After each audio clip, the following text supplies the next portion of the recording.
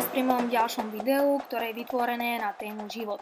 Bude tu spojených viacero make-upov. Prvý make-up bude vlastne založený na vytvorení ako keby takej Evy, ktorá si odhryzla z jablka na základe hada, ktorý bol na strome, a ďalšie make-upy budú súvisieť s týmto stromom, ktorý sa bude vyvíjať jeseň, zima, jar, leto, takže môžeme ísť na to. Pri Eve si nanesieme najskôr podkladovú bázu pod make-up, následne použijeme make-up, Total Control Drop Foundation, chceme všetko také jemnejšie, takže som zvolila tento make-up. Korektorom si rozjasníme krvy pod očami a následne zmiešavame viacero rozjasňovačov od NYXu, používame ich na lícnu kosť, na pery, na oči, pod obočie, na nos. Chceme vlastne celú túto tvár našej Evy rozjasniť. Nanesieme zo pár trsov, prejdeme ich so špirálou a nakreslíme si tenkú linku ponad myhalnice, ktorú vytieňujeme do stratená. Bielu linku použijeme na otvorenie oka a potom už si len spravíme obočie a skôr ho budeme ťahať na taký roztrapatenejší tvar. Asi si spravíme také voľnejšie, jemne si ich zapletieme a upevníme so spunkami. Sem tam niečo vyťahneme, aby to vyzeralo také voľnejšie a nie nejaké utiahnuté. Zastriekame so sprejom na vlasy od značky Redken. A potom si tam už pridáme len také jemnočké drobné kvietky, len na také oživenie. Aby bolo vidieť, že sme v raji plnom kvetov. Nakoniec ešte pridáme Butter Gloss Lipstick od NYXu a Eva sa môže pustiť už do jablka. Prejdeme pomaličky na ďalší make-up, ktorý bude predstavovať jeseň. Nalepíme si na tvár pôru a SFX farbami začneme vymalovávať našu tvár cez žltú, oranžovú a pridávame kúsky hnedej.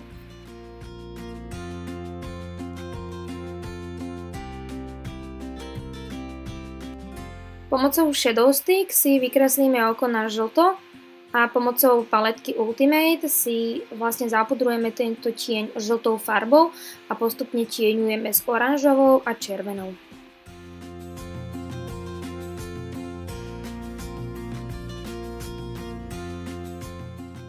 Na obočie budeme rovnako používať ako pri Eve Tame and Frame Brow a spravíme si vlastne ako keby také tie letokruhy okolo oka pomocou vlastne tejto pomády na obočie. Trochu si to celé ešte rozjasníme a z Epic Ink Liner si spravíme ťahavú linku, ktorá sa bude rozchádzať do tých letokruhov. Použijeme zlatú trblietavú linku na oživenie vlastne ešte detailov tohto oka, nasadíme umelé myhalnice a s bielou linkou si vykreslíme len sem tam nejakú časť myhalníc, tak na striedanie a všetky spodné myhalnice. A zafarbíme si ich s oranžovou SFX farbou. Len tie biele. Túto časť som asi mohla radšej vystrihnúť, ale chcela som vám ukázať, ako som si pripínala Konareo vlasy, ako to celé prebiehalo, tak trošku zrýchlene. Na tú jeseň som použila aj konare, ktoré mali už žlté listy, ale bolo to celkom ťažké zohnať. Tak našla som aj zelené, ale pomocou SFX farbami som ich natrela na červeno, oranžovo a žlto a tie som si tam potom ešte popridávala. Pridáme ďalšie rôzne doplnky, listy, veľké, malé, aby sme mali tú jeseň takú bohatú a hlavne farebnú. Jeseň necháme na chvíľku tak a prestrieda zima. Použijeme Jumbo Eye Pencil v odtieni White, ktorú zapracujeme do oka a nanášame modrý tieň a fialový takisto zase z paletky Ultimate Shadow. Celé to vytieňujeme a nakreslíme si aj modré, také výraznejšie, sytejšie obočie. Pomocou Macaron Lity v odtieni Coconut si zabielime celú tvár, ktorú si hubičkou rozpracujeme a zapudrujeme. Takisto do toho použijeme ešte modrú SFX farbu na silné kontúry.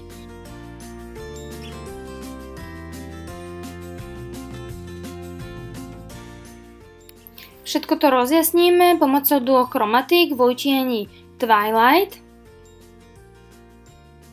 Použijeme takisto bielu ceruzku do vnútra oka. S bielou linkou si nafarbíme spodné vrchné myhalnice, na ktoré budeme postupne pridávať ako keby také čiastočky snehu alebo mrazu. Takisto pre lepšie uchytenie použijeme aj glitter primer od NYXu, ktorý si natriem na obočie a zase sa tam snažím nejako poprikladať ten sneh. Použijem opäť bielu tekutú linku od NYXu a vykreslím si takú dlhú ťahavú linku. Všetko to ešte zastriekam fixačným sprejom a posypem snehom. Pre zimu použijem NYX Liquid Sweat Cream a pre jeseň zase použijem Macaron Lippy.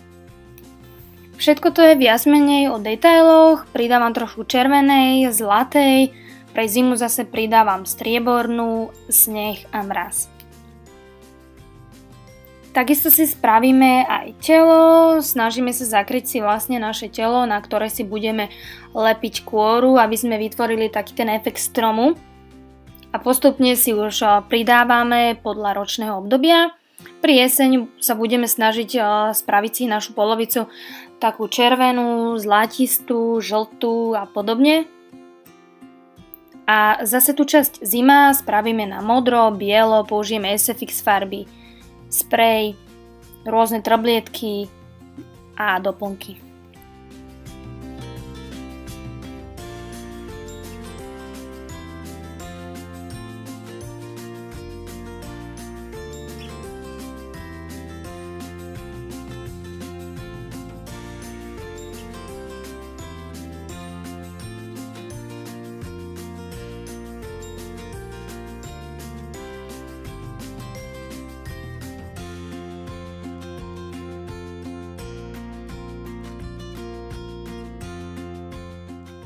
Keby som nebola taká detailistka, tak svet by bol jednoduchší, ale stále tam niečo pridávam, nejaké listy, väčšie, malé, zafarbené a podobne. Ďalej si tam pridávame taký oranžový mách aj do tváre, na časti líca, okolo nosu, kde mám tú kôru a takisto aj malé žlté lístky, oranžové, aby sme to celé vyplnili. Takže takto nejako by mala vyzerať zima a jeseň v mojom podaní.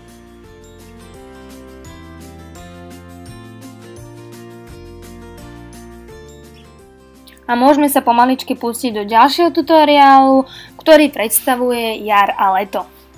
Zase použijeme primer ako podklad, make-up, všetko zapracujeme, vytieňujeme, použijeme aj korektor, púder a pripravíme si pleť na to, aby sme mohli nanášať farby.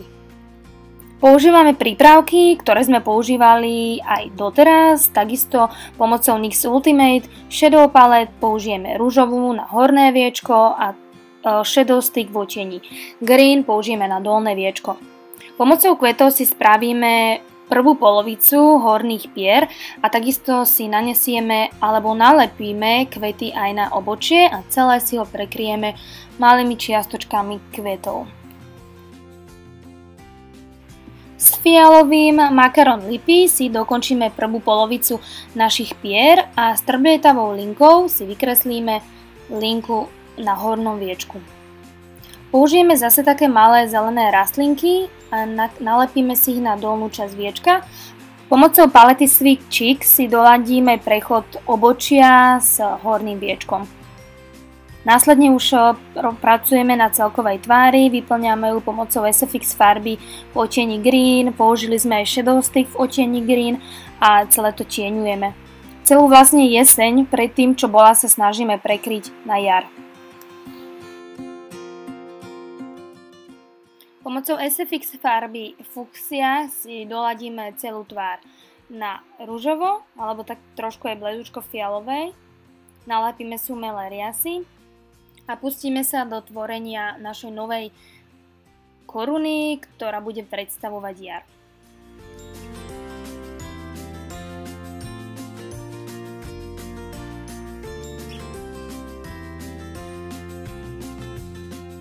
Použijeme rôzne druhy kvetov, za čo ďakujem hlavne mojej sestre Macke, ktorej som utrhala asi polovicu záhrady. Použijeme to takisto aj na dekolt, aby sme prekryli vlastne jeseň. Na bradu si ešte nalepíme zelený mach, z ktorého potom budú vychádzať malé levandulky.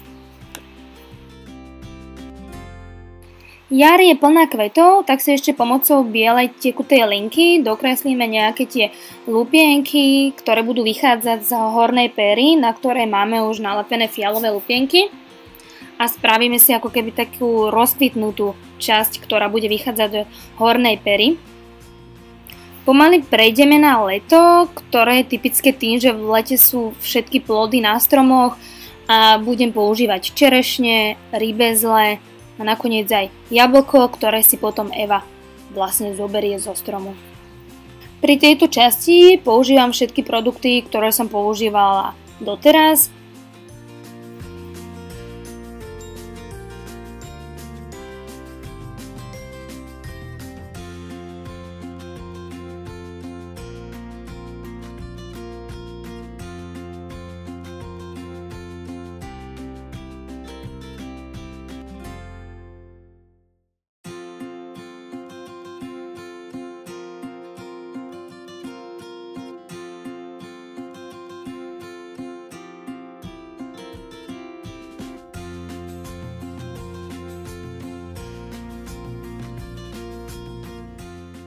Sem tam ešte pripnem nejaký kvietok do tej jary, pripnem vtáčika a pomocou čiernej Epic Inkliner dokreslovávam listy pri rybezliach. Spravím si čiernu dlhú linku. Dotieňujem si spodné viečko na červeno. Sem tam to ešte zafarbím, prifarbím. A zelenou SFX farbou si vykreslím obočie. Nakoniec sa už len pohrávam s detailami, pripínam si ešte nejaké čerešne, prilepujem nejaké rýbezle, dofarbujem sa zelenou SFX farbou, krk, ruky, ešte aj to drevo. Pomocou červeného rúžu si zafarbím aj myhalnice na červeno a pri tej čiernej linke to pekne vnikne. A tada, jar a leto, obdobie je na svete. Ak sa vám tento môj nápad aspoň troška páčil, ako si Eva odhryzne z jablka, na ktoré bola zlákaná hadom, a tým sa vytvorí nový kolobeh života, ktorý som znázornila na 4 ročných obdobiach jar, leto, jeseň, zima, tak budem veľmi rada, ak ma podporíte vašim hlasom. Ďakujem!